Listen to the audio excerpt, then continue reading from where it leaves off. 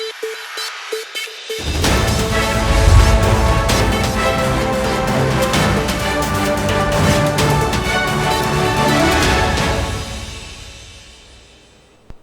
అధ్యక్షుడు Donald Trump ప్రకటించిన iron dome missile defence వ్యవస్థ తయారీలో భాగస్వామ్యం అయ్యేందుకు తాము కూడా సిద్ధపడుతున్నామని కెనడా మంత్రి బిల్ బ్లేయర్ ప్రకటించారు. నిజానికి ట్రంప్ అధికారంలోకి రాగానే అమెరికా కెనడాల మధ్య విభేదాలు పెరిగిపోయాయి. ఈ నేపథ్యంలో తాజాగా మిలిటరీ సహకారం అంశం తెరపైకి రావడం విశేషం. ఈ అంశంపై కృష్ణాంజలి గారి అభిప్రాయం తెలుసుకుందాం. కృష్ణాంజలి గారు.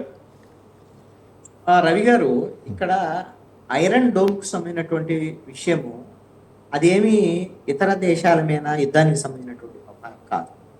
ఒకటి ఆయా దేశాలకు సంబంధించినటువంటి భద్రతకి వాళ్ళు ఏర్పాటు చేసుకునేటువంటి రక్షణ వ్యవస్థ. ఇది మొన్న ఇజ్రాయెల్కి సంబంధించినటువంటి ఇజ్రాయెల్ దాడుల నేపథ్యంలో అక్కడ ఉండేటువంటి ఐరన్ డోమ్ వ్యవస్థ ఏ విధంగా ఇజ్రాయెల్ కాపాడినటువంటి పరిస్థితులు అంటే అక్కడ ఏంటి అని అంటే ఈ ఐరన్ డోమ్ అనేటువంటిది కొన్ని నిర్ణీత దూరం నుంచి వచ్చేటువంటి రాకెట్ లాంచర్స్ కానివ్వండి, మిసైల్స్ కానివ్వండి, ఈ వచ్చేటువంటి వాటిని అక్కడ గగనతలంలోనే వాటిని గుర్తించటము, వాటిని పేల్చివేయటము, ప్రజలు నివాసం ఉండేటువంటి ప్రాంతాల మీద అవి పడకుండా వాటిని నిరోధించేటువంటి ప్రయత్నం. దీనికి సంబంధించినటువంటి రక్షణ వ్యవస్థగా పనిచేసేదానికి ఈ ఐరన్ డోమ్ పనిచేసేదానికి అవకాశం ఉంటుంది. ఇవి అదే కదా ఒకవేళ ఇలాంటి మిసైల్స్ ఈ విధమైనటువంటి శత్రు దేశాలు చేసేటువంటి ఆ మిసైల్స్ ఏదైనా ఒక నిర్మానుష ప్రదేశాల్లోనే ఇంకో చోట పడేటువంటి పరిస్థితులు వాటిని కూడా గుర్తించి ఏమి దానివల్ల నష్టం లేదు కాబట్టి వాటిని వదిలేసేదానికి అవకాశం ఉంది. అంతా ఒక ఆర్టిఫిషియల్ ఇంటెలిజెన్స్తో ఈ విధంగా ఐరన్ డోమ్స్ పనిచేసేటువంటి విధంగా ఇప్పుడు టెక్నాలజీ ఉపయోగంలోకి వచ్చింది. ఇది ఆయా దేశాలకు సంబంధించినటువంటి రక్షణ, వాళ్ళకు ఉండేటువంటి ఆర్థిక పరిస్థితుల రీత్యా ఏర్పాటు చేసుకునేటువంటి అవకాశం. ఇప్పుడు అమెరికా ఆ విధంగా ఐరన్ డోమ్ వ్యవస్థను ఏర్పాటు చేసుకునేటువంటి పరిస్థితి. ఆయన ట్రంప్ గెలిచిన తర్వాత దాని మీద ఒక నిర్ణయం చేయాలనేటువంటి దాని మీద ఆయన మాట్లాడారు. ఇప్పుడు దానికి సంబంధించినటువంటి చర్యలు కూడా ట్రంప్ తీసుకున్నారు. అదేమి ఇతర దేశాలకు వచ్చేటువంటి నష్టం ఏం లేదు, ఇతర దేశాలకు వ్యతిరేకమైనటువంటి అంశం కూడా కాదు. అయితే అమెరికా కెనడాల మధ్య ట్రంప్ గెలిచిన తర్వాత ఉండేటువంటి ఈ విభేదాలకు సంబంధించినటువంటి కొన్ని అంశాలు. అయితే ఈ విషయంలో రెండు సరిహద్దు దేశాలకు సంబంధించినటువంటి వ్యవహారమే కాబట్టి ఇప్పుడు ఈ రక్షణ వ్యవస్థ విషయంలో మరి కెనడా అమెరికా మీరు చేసేటువంటి దానికి మేము సహకరిస్తామని మాట్లాడారు. అది వాళ్ళకు కూడా కొంత ఏమైనా ఉపయోగపడేటువంటి విధంగా ఇప్పుడు అమెరికా ఉంటే అగ్రదేశంతో వాళ్ళు గిన ఈ విషయంలో కలిసి గిన పనిచేస్తే ఇద్దరికి రెండు దేశాలకు సంబంధించినటువంటి భద్రత విషయంలో కొంత ఉపయోగపడవచ్చేమని అనే దానికి అవకాశాలు ఉండొచ్చు. అదేవిధంగా రెండు దేశాల మధ్య వచ్చినటువంటి కొన్ని విభేదాలు ఇది ఈ విధమైనటువంటి సఖ్యత వల్ల ఇప్పుడు ఈ ఐరన్ డోమ్ విషయంలో కలిశారు.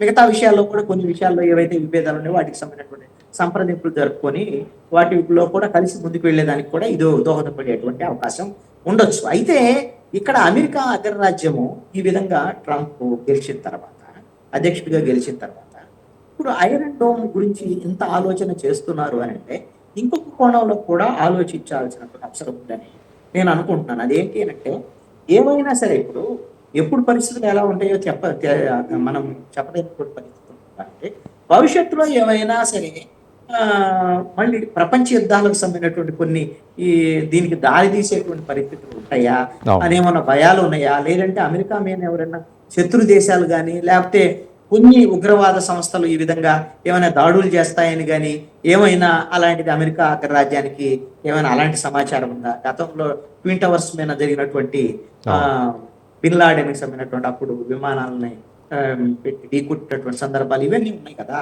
అలాంటి పరిస్థితులను కూడా ఈ ఐరన్ డోమ్ వ్యవస్థ గుర్తించి వాటిని కూడా నిర్వీర్యం చేసేటువంటి ఇది ఉందండి, అలాంటి టెక్నాలజీ.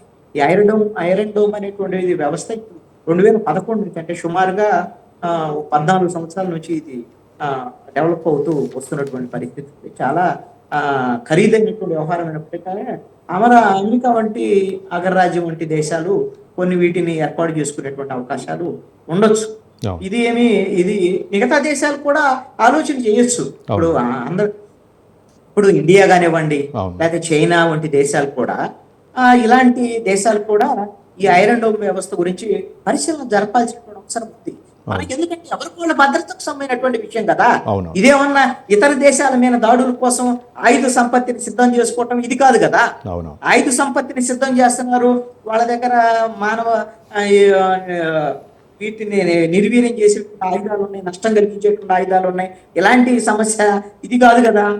కాబట్టి ఎవరికి వాళ్ళు ఏ దేశానికి ఆ దేశం స్వీయ రక్షణ వ్యవస్థని ఎట్లాగైతే మన మిలిటరీ వ్యవస్థను పటిష్టం చేసుకునేటువంటి విధానం ఉంటుందో, ఈ ఐరన్ డోమ్ అనేటువంటిది టెక్నాలజీని ఉపయోగించుకొని దేశ భద్రతకు సంబంధించినటువంటి అంశం. కాబట్టి అమెరికా బాటలోనే ఇంకా కొన్ని దేశాలు కూడా ఇప్పుడు ఇండియా, చైనా వంటి దేశాలు కూడా ఇలాంటి అంశాల్లో ముందుగా రష్యా దేశాలు కూడా ఇలాంటి ఆలోచనలు చేసేదానికి అవకాశం ఉండొచ్చు అని నేను అనుకుంటున్నాను. కృష్ణవేణి గారు, అంటే డొనాల్డ్ ట్రంప్ బాధ్యతలు చేపట్టిన తర్వాత అంటే దీనిపై ముఖ్యంగా ఫోకస్ పెట్టడానికి గల కారణాలు ఏంటి? ఈ మధ్యకాలంలో ఇజ్రాయెల్ అలాగే గాజా ఈ విధంగా యుద్ధాలు కొనసాగుతున్న నేపథ్యంలో అంటే దీనిపై దృష్టి పెట్టడానికి ప్రధానమైన కేంద్రం ఏమని అనుకోవచ్చు? నేను అనుకుంటున్నాను, అమెరికా అగ్రరాజ్యం ఎప్పుడు కూడా ప్రపంచం ప్రశాంతంగా ఉండాలని కోరుకోదు. ప్రపంచంలో అలజడి ఉండాలని కోరుకుంటది. కొన్ని దేశాల మధ్య యుద్ధాలు జరగాలని కోరుకుంటది.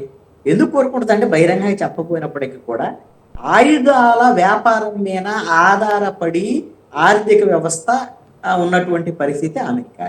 కాబట్టి అలాంటి ఆయుధాల అమ్మకం ఎక్కువ జరగాలి అన్నా లేదా కూడా ఈ విధమైనటువంటి దేశాల మధ్య యుద్ధాలకు సంబంధించినటువంటి వాటిని ఆకాంక్షించేటువంటి అవకాశం ఉంటుంది. కాబట్టి భవిష్యత్తులో ఇప్పుడు జరుగుతున్నటువంటి కొన్ని దేశాల మధ్య యుద్ధాలు ఇవన్నింటిని కూడా మళ్ళీ మూడో ప్రపంచ యుద్ధం వైపు వెళ్తుంది, ఇలాంటి పరిస్థితులు వస్తాయి, ఇలాంటి చర్చ కూడా ఉంది. అలాంటి పరిస్థితులు వస్తాయా, రావా, లేకపోతే ముందు జాగ్రత్తగా మరి అమెరికా జాగ్రత్త పడుతుందా, లేకపోతే వాళ్ళకి అసలు ముందస్తు సమాచారం ఉండి ఈ విధంగా ముందుగానే అన్నింటినీ సిద్ధం చేసుకుంటున్నారు అనేటువంటి విషయం. ఈ విషయంలో మరి వెంటనే అమెరికా యాంగిల్ అయితే చైనాని అప్రమత్తం అయింది.